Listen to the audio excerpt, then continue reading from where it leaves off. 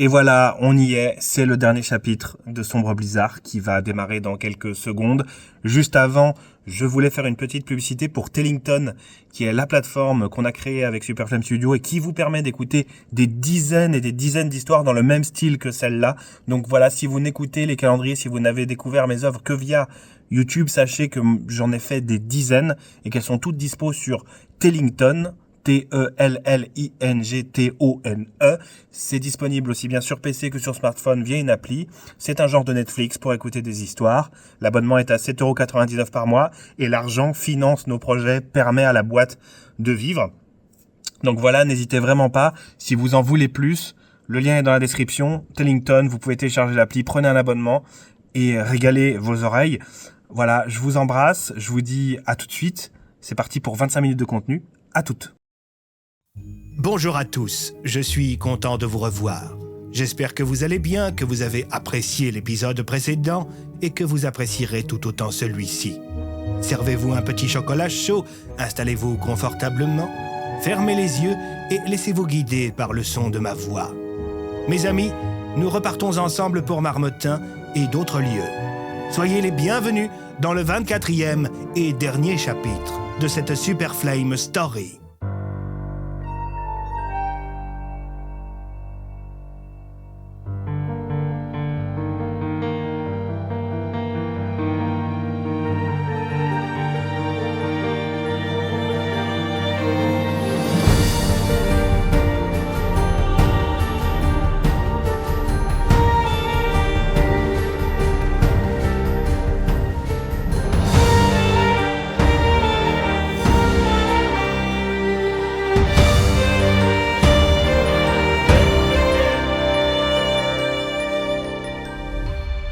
Sombre Blizzard, chapitre 24, le grand final. Quand le cortège impérial arriva devant l'ambassade et que la berline transportant Richard de Rockwell s'ouvrit, chacun retint son souffle. Les Terriens se demandaient à quoi pouvait bien ressembler cet homme qui leur était dépeint comme surpuissant. Et les Égadiens jubilaient de voir leur chef d'aussi près. Lui qui passait sa vie entre quatre murs et n'apparaissait qu'en de rares occasions. Il était très grand, le teint clair, les joues creusées et les yeux gris-bleus. Il portait une tenue d'apparat d'un bleu similaire à celui que portaient ses hommes. Un uniforme d'une grande classe qui donnait un signal clair et sans équivoque. La personne qui me porte est puissante. Puissante et importante. Quand les bottes de l'empereur continental touchèrent le sol enneigé de Marmottin, ce dernier prit une grande inspiration. Il afficha ensuite un sourire forcé. Il n'aimait pas ce genre de moment. Il s'avança sur le tapis rouge, tandis qu'un second individu sortait de la berline, un Dokipa impérial. Tout comme Solstice, il portait un masque respiratoire. C'était le garde du corps personnel de l'empereur.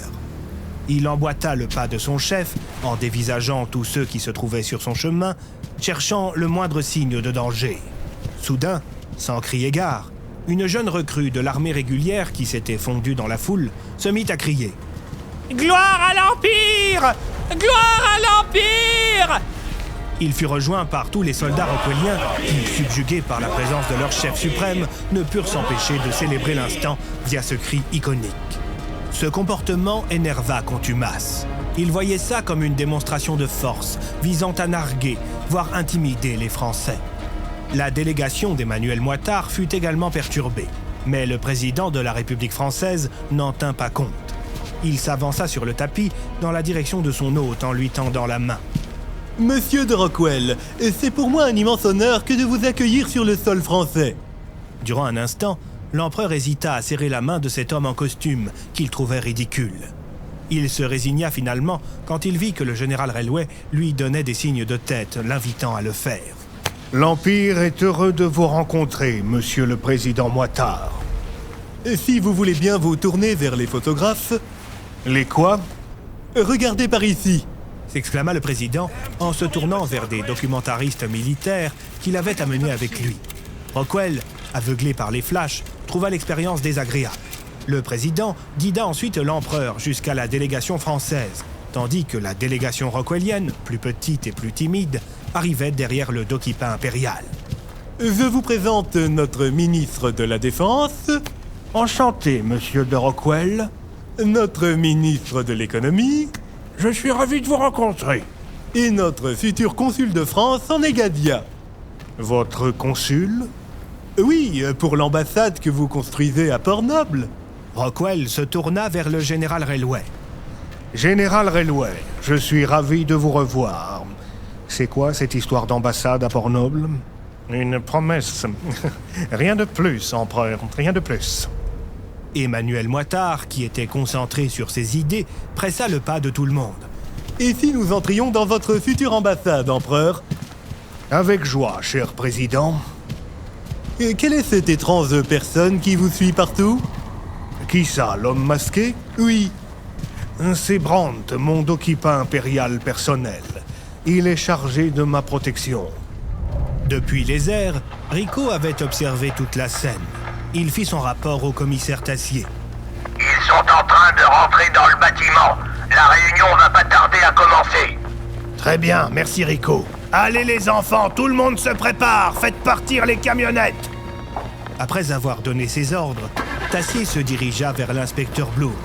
Ce dernier était en train d'enfiler un gilet pare-balles. Vous êtes sûr que vous ne préférez pas rester ici avec Léo, Nathan? Je vais pas rester ici à chialer alors que l'homme qui a tué ma femme court toujours. Bon, très bien, mais vous restez près d'Andrew, compris? Ouais, c'est ça, ouais, on verra. Hugo, Talion, vous êtes prêts? Reprit le commissaire. Les deux camarades étaient en train d'enfiler des uniformes de la garde occulte rockwellienne. Affirmatif. Répondit le dokipa. Allons semer le chaos dans cette maudite réunion. Antonov, vous êtes prêts au départ? Affirmatif. Lancez l'opération Grande Confusion. Au même instant, alors que les membres du bouclier se déployaient un peu partout dans Marmottin, les uns habillés comme des impériaux et les autres comme des casques rouges, à l'ambassade, l'ambiance était un peu plus tendue. Les différences culturelles entre les Français et les Rockwelliens se faisaient quelque peu sentir. La décontraction du président agaçait un peu la suite rockwellienne et Emmanuel Moitard avait fait la bêtise de tutoyer Rockwell, qui avait poliment recadré le chef de l'État, provoquant un léger malaise. Les deux hommes politiques étaient en train de se diriger vers une estrade où les attendaient deux pupitres derrière lesquels se trouvaient des drapeaux de leurs nations respectives. Le protocole prévoyait que ce soit Emmanuel Moitard qui soit le premier à parler. C'est moi où il y a comme une petite tension dans l'air, Demanda Contumace à son frère. Moitard a commis quelques maladresses qui ne sont pas passées inaperçues auprès de nos hôtes. Je pense plutôt qu'il joue les offusqués pour nous manipuler un peu, répondit le préfet de Maud, qui était installé à la même table que les deux frères. Eh bien, ma parole de Maud, c'est bien la première fois que je vous entends dire quelque chose de sensé, répondit Contumace, tandis qu'un agent venait lui souffler quelques mots à l'oreille. Nos détecteurs ont relevé quelques anomalies magiques, monsieur. Rien d'alarmant, mais il y a également des mouvements étranges du côté des Rockwelliens. Certains de nos hommes auraient été insultés par des membres de l'armée impériale, et plusieurs rapports indiquent que des abandons de postes de leur côté ont eu lieu à plusieurs reprises. Voilà qui est fâcheux. Tenez-moi au courant si la situation s'envenime, voulez-vous? À vos ordres, monsieur. Juste derrière Contumace se trouvait Solstice. Ce dernier regardait le garde du corps de l'empereur avec insistance. Vous le connaissez, Solstice? Oui, monsieur. Je connais très bien Brandt. C'était l'un de mes hommes. Est-il dangereux? Sans aucun doute, monsieur. Entendu, gardez-le à l'œil. Comment va Valentin? Il est actuellement en train de dormir dans ma porte, monsieur. Très bien, très bien. Une fois Rockwell et Moitard devant leur pupitre, le président de la République prit la parole. Il se mit à lire un discours que lui avait préparé son équipe. C'est pour moi, mais aussi pour la France, un immense honneur que d'accueillir son Altesse impériale Richard de Rockwell.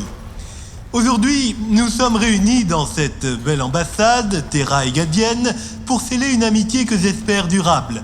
Une amitié qui se veut profitable. Profitable à nos économies, profitable à nos armées et profitable à nos cultures. Notre politique d'échange nous permettra de grandir ensemble, un peu comme les membres d'une même fratrie. Aujourd'hui, Richard, je vous le dis, la France est plus grande et elle est plus grande grâce à vous. Suite à cette première déclaration, tout le monde se mit à applaudir. Ce fut ensuite au tour de Rockwell de prendre la parole. Il sortit de sa veste de petites lunettes qu'il posa sur son nez. Alors que le monde des Gadias est secoué par une guerre terrible, l'Empire est heureux de nouer de nouveaux liens avec des partenaires fiables tels que la France. Nous espérons des relations franco-impériales solides, durables et profitables. Et c'est dans ce sens que j'ai demandé à... Le discours fut interrompu par des bruits provenant de l'extérieur du bâtiment. Des coups de feu. « Que se passe-t-il » demanda Contumace à un agent qui accourait vers lui avec une radio depuis laquelle on pouvait entendre des messages confus. Il semblerait que des soldats rockwelliens aient ouvert le feu sur des casques rouges, monsieur. Contumace bondit de sa chaise. « Solstice, protégez le président !» Ni une ni deux, le Dokipa invoqua sa porte entre Rockwell et Moitard, tandis que des casques rouges et la garde rapprochée du président l'encerclaient pour le faire sortir de la pièce. Mais enfin, mais que se passe-t-il? On vous évacue, monsieur le président. Allez, venez avec nous, vite, vite. Du côté rockwellien, on pouvait lire des visages interrogatifs. Railway, qui venait de recevoir des informations de la part des siens, s'exclama à son tour. « Protégez votre empereur !» Le Dokipa Brandt bondit sur l'estrade en invoquant sa porte. « Prétorien, avec moi !» Les manteaux bleu marine dégainèrent leurs armes magiques et les braquèrent dans la direction de l'Assemblée, tandis que Brandt évacuait l'empereur. Le sommet venait de tourner au vinaigre. Conformément à ce qui était prévu, le président et le ministre furent amenés dans la base de la Croisée. Ils ne tardèrent pas à être rejoints par Contumace. Sur les écrans de contrôle du centre des opérations, on pouvait voir dans tout Marmottin des escarmouches opposant Rockwelliens et Casques Rouges. Monsieur, les détecteurs de magie du centre-ville sont en train de s'affoler. On compte plusieurs dizaines, non plusieurs centaines d'occurrences.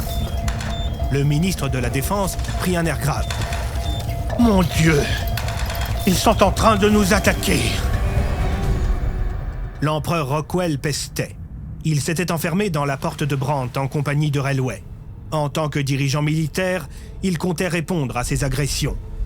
Comment ces maudits Français ont-ils pu ouvrir le feu sur nos hommes? Que voulez-vous faire, monsieur? S'enquit Railway. Que chaque casque rouge qui aura osé lever son arme vers l'un des nôtres soit abattu. Demandez à la garde occulte de se déployer. Que la régulière ouvre plusieurs fronts dans ce village de merde. Ils ne s'en sortiront pas sans de lourdes pertes. Mais vous êtes sûr, monsieur? Nous ne maîtrisons pas le terrain et... Ils nous ont manqué de respect. Nous les écraserons. Pendant ce temps, en plein centre-ville, Camélia et Cornelius s'amusaient à se téléporter en boucle de quartier en quartier pour affoler les détecteurs de magie de Marbre Rouge. « C'est fou ce que je m'amuse !» s'exclama Cornelius. « Attention, Cornelius !» cria Camélia en poussant son mari, lui évitant de justesse une balle de Casque Rouge. Alors que ça canardait dans tout le village, Hugo et Talion continuaient de semer la confusion dans les troupes de la DPA. Comme ils maîtrisaient tous les deux la magie, ils se faisaient passer pour des gardes occultes de l'Empire et attaquaient de manière aléatoire des casques rouges, qui répliquaient bien entendu sans distinction sur tous les Rockwelliens qu'ils croisaient. « DPA, baissez vos armes ou nous ouvrirons le feu !» Jamais! Camarades de l'Empire, battez-vous pour Richard de Rockwell! Ici, point de contrôle Gamma. On se fait déborder par des prétoriens. On doit battre en retraite. Hors de question. Tenez vos positions, nom de Dieu. Négatif. Ils sont trop nombreux. Je vais pas sacrifier mes hommes pour vos beaux yeux, Contumace. Ici, point Delta. On vient de capturer deux gardes occultes. Ils essayaient de mettre le feu à un de nos camions. Bien reçu, Delta. On vous envoie une équipe d'extraction. Les membres du bouclier, qui avaient pour la plupart volé des radios aux casques rouges, se mirent à émettre de fausses alertes. Ici Alpha, mouvement de tunique bleue vers la mairie. Je répète, mouvement de tunique bleue vers la mairie. Ici point Cookie, subissons de lourdes pertes. Terminé. On s'en va. Pardon, point Charlie. Je voulais dire point Charlie. Comme les ordres et la situation étaient confus, chacun des deux camps finit par arrêter de tirer, tant les cadavres s'amoncelaient. C'est à ce moment que Marmottin FM entra en action. Tassier se dirigea vers Cassandra, qui avait rejoint la salle des fêtes en compagnie de Jean-Jacques Bardin et d'Oswald. « Ils sont en train de se calmer pour comprendre ce qui se passe. Cassandra, c'est à vous de jouer. »« Compris !» répondit la journaliste en décrochant son téléphone. Allô, Zago? Tu peux faire partir les messages, d'accord? Ça roule, ma poule. Du fait de la bataille urbaine en cours, la plupart des marmottanais écoutaient justement Marmottin FM pour essayer d'avoir des informations sur ce qui se passait. Bientôt, la musique fut coupée et la voix de Cassandra résonna dans tous les foyers. Ici Marmottin FM. Les Marmottanais parlent aux Marmottanais. Ravioli. À tous ceux qui possèdent des moyens de nuire à l'occupant. Paysans, chasseurs, conducteurs de bus, de chasse-neige ou d'engins de travaux, à tous ceux qui veulent se battre, sortez les fusils et les tracteurs. Un seul mot d'ordre, on repousse l'ennemi jusqu'à la croisée. Sortez les copains, c'est notre heure, c'est le moment de résister. On bloque tout sauf la route principale. Les autres, mettez-vous à l'abri. Le message était diffusé en boucle. Profitant de la confusion générale, Antonov entra à son tour en action.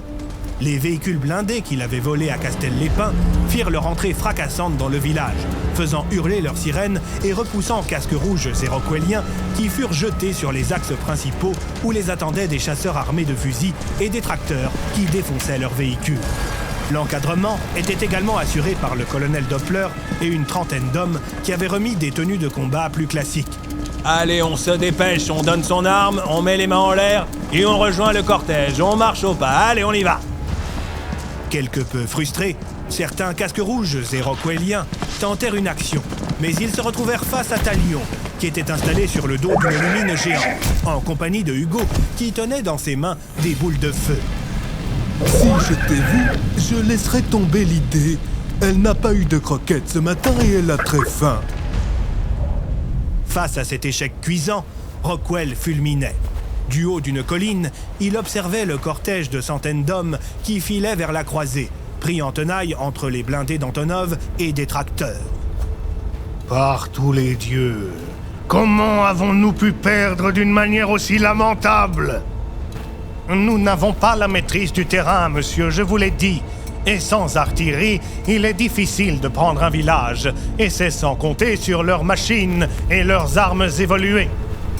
Quand nous serons rentrés en Egadia, réunissez tous nos ingénieurs. Nous avons un retard technologique à rattraper. Dans le CDO de la croisée, la tension était palpable. Le président de la République, inquiet, discutait avec son ministre de la Défense. Et quand l'hélicoptère arrive-t-il ? Ce n'est qu'une question de minutes, monsieur le président. Répondit le ministre avant de se tourner vers son frère. Comment cette situation a-t-elle pu t'échapper à ce point? Oh, boucle là, Jérémia, ce n'est pas le moment. Allons plutôt jusqu'à l'héliport. Solstice, vous venez avec nous. Vous nous couvrirez. Le président, le ministre et son frère quittèrent la salle de commandement à toute vitesse, tandis que certains casques rouges, sentant le vent tourner, commencèrent à abandonner leur poste, peu envieux de tomber sur les membres du bouclier. Quand les deux hommes politiques et le directeur de la DPA arrivèrent, l'hélicoptère était en train de se poser. Deux agents de la garde rapprochée du président bondirent de l'appareil. Vous allez bien, monsieur le président? J'ai connu meilleurs jours, répondit ce dernier en montant dans l'appareil, suivi par son ministre. Désolé, monsieur, il n'y a plus de place dans l'appareil. Mais vous plaisantez! Il y a 2 sièges libres! Se plaignit le chef de la DPA, qui était prêt à abandonner ses hommes. Désolé, monsieur, c'est un ordre du président. Moitard se mit à crier. Faites votre boulot, contumace. Réparez-moi tout ce bordel. Un des agents poussa le chef de la DPA qui tomba par terre. Allez, on dégage, il faut qu'on décolle. Go, go, go! Les hommes en costume rejoignirent le président, refermèrent la porte en vitesse et l'hélicoptère prit son envol, tandis que Contumace se relevait.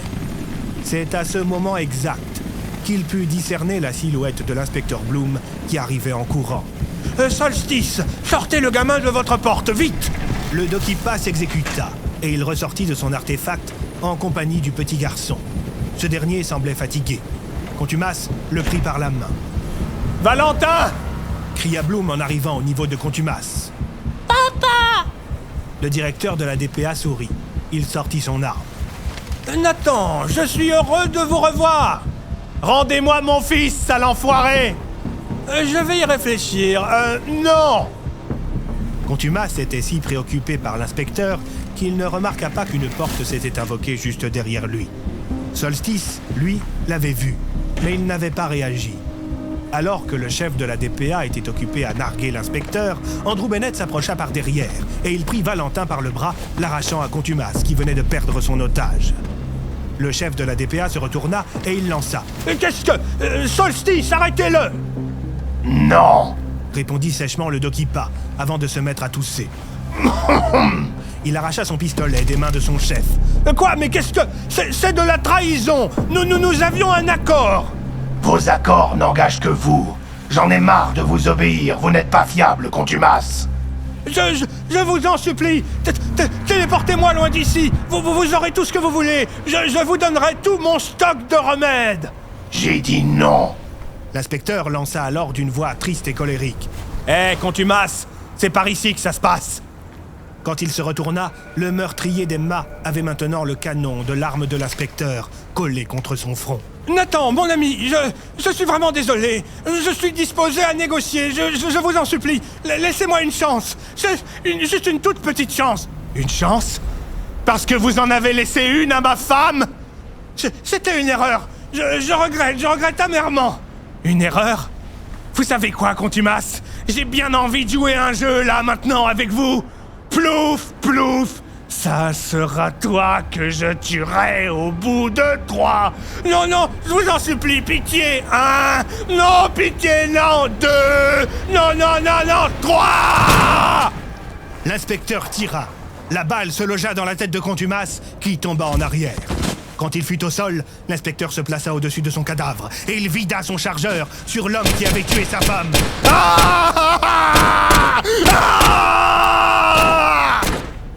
Ça suffit, Nathan, c'est terminé, il est mort! Ordonna Andrew en passant devant Solstice. Les deux propriétaires de porte se saluèrent d'un geste de la tête et Nathan prit son fils dans les bras avant de s'engouffrer dans la porte de Bennett. Quelques centaines de mètres plus loin, les derniers casques rouges et les derniers Rockwelliens s'engouffraient dans le cœur de la croisée. Ils s'avançaient vers le lac souterrain, pressés par des tracteurs et 2 chasse-neige, conduits par des amis de Gérard Vinzier, qui klaxonnaient dans le tunnel. « Allez, bande de malotrus, foutez le camp de chez nous !» « Faites attention, Gérard, certains sont armés. » lança Fonck avant de manger un cookie. « Mais moi aussi, je suis armé !» répondit le maire du village en sortant sa pétoire avant de tirer en l'air. « Plus vite, bande de pourris !» Quand les équipes du professeur Sattler virent les centaines de gens qui arrivaient, elles tentèrent de trouver une cachette. « Va te cacher, Nahul !»« Nous partons, maître !» Oswald, qui se trouvait sur le toit d'un tracteur, remarqua alors la capsule dans laquelle était enfermé Nazroar. Il bondit du véhicule, traversa la masse de fuyards et s'empara d'un rocher avec lequel il brisa la prison dans laquelle était enfermée la gargouille. Que se passe-t-il? Pourquoi tant de visiteurs dans la croisée? Ravioli! Ravioli! Êtes-vous sûr de cela, Dokipa Oswald? Italo-kun arrêté partout. Et tout, chez Soleil! La gargouille se mit à renifler l'air ambiant. Nahul est là! Nahul! Nahul! Je sais que tu es là! Les humains qui sont ici n'ont pas le droit de passer! Ils n'ont pas payé! L'étrange créature qui gardait la croisée se mit à déambuler parmi les soldats, changeant ceux qui lui barraient la route en grenouilles dorées qui se mirent à sautiller partout. Nahul! Ouh! Tu es où, mon Nahul? Nahul, il faut que tu ouvres le passage, c'est notre seule chance de fuir. La gargouille hocha la tête et claqua des doigts. L'eau du lac s'illumina alors et un tourbillon se forma. Que ceux qui veulent éviter d'être changés en grenouilles aillent dans le lac! Cria Sattler avant de se jeter dans l'eau, imité par Nahul, puis bientôt par la quasi-totalité des soldats. Quelques minutes plus tard, les Rockwelliens et les casques rouges qui n'avaient pas été changés en grenouilles étaient partis pour le monde des Gadia. « Et ne revenez jamais, bande d'enfoirés !» s'exclama Vinzier en bondissant hors de son tracteur, tandis qu'Oswald courait vers lui en rigolant. Ravioli! Ils ne tardèrent pas à être rejoints par Hugo, Talion, Antonov, Doppler, Cornelius, Camélia, Tassier, Fonck et bientôt Andrew, l'inspecteur Bloom et ses 2 fils. Bon sang, tout ça est enfin terminé, lança le commissaire Tassier. Eh les loulous, on fait quoi de celui-là? Demanda Josie en arrivant en compagnie du capitaine Leblanc. Ils avaient avec eux le commissaire Ladier. Il lui avait passé les menottes. Je pense qu'un petit tour en cellule ne lui fera pas de mal, répondit le commissaire Tassier. Ouais, enfermé à double tour, répondit Fonck. Avec l'accord de la gargouille Nazroar, qui fut convaincue par Oswald, Antonov fit placer plusieurs dizaines d'hommes dans le tunnel, afin qu'ils puissent bloquer toute nouvelle arrivée. Les membres du bouclier retournèrent à Marmottin, et les tracteurs, chasse-neige et autres engins de chantier furent utilisés pour démolir les barrages et toutes les installations militaires qui pullulaient en ville. Le village, qui se remettait de ses émotions, recouvrait peu à peu son visage habituel. On fit arrêter les derniers membres de Marbre Rouge qui s'étaient cachés en ville, et le maire du village invita ses amis à venir passer la soirée chez lui autour d'un bon repas. « Est-ce que quelqu'un voudra du café ?» demanda Cornelius, avant de se tourner vers Nathan, qui affichait un visage épuisé. Sur ses genoux se trouvait Valentin, et à ses côtés se tenait Léo. L'inspecteur était certes heureux d'avoir retrouvé ses 2 fils. La mort d'Emma avait néanmoins laissé un grand vide en lui. Andrew s'approcha. Il tenait Petit Poil dans ses bras. « Je suis vraiment désolé, Nathan. Quoi qu'il arrive, sachez que je serai toujours là pour vous. »« Moi aussi !» s'exclama Fonck. « Moi aussi !» répondit Tassier. « Moi également !» lança Talion. « Vous pouvez compter sur moi, inspecteur !» reprit Cornelius. « Il en va de même pour moi !» compléta Camélia. « Si Léo a besoin d'aide pour ses devoirs, je l'aiderai volontiers !» proposa Hugo. « Et s'il vous faut une nounou pour le petit, je peux être dispo le mardi après le kiné !» répondit Josiane avant de tirer sur sa cigarette. Tous se levèrent et se réunirent autour de leur ami et de ses 2 fils. « Ravioli, ravioli, ravioli !» conclut Oswald en faisant un petit bisou à Valentin. « Moi !» Ah, tu piques! se plaignit le petit garçon, ce qui fit rire tout le monde. Pour la première fois depuis plusieurs jours, l'inspecteur Bloom avait esquissé un sourire. Fin. Et voilà, c'est ainsi que se termine Sombre Blizzard. Je vous remercie d'avoir été là avec moi durant ces 24 jours. Si vous voulez vous procurer une petite figurine Andrew Bennett, le lien est dans la description. C'était Super Flame, c'était plus de 200 pages de script. Je vous dis à bientôt et je vous souhaite à tous de bonnes fêtes. Je remercie Nawel pour le montage, Gaël pour le mixage. Je vous embrasse. Au revoir.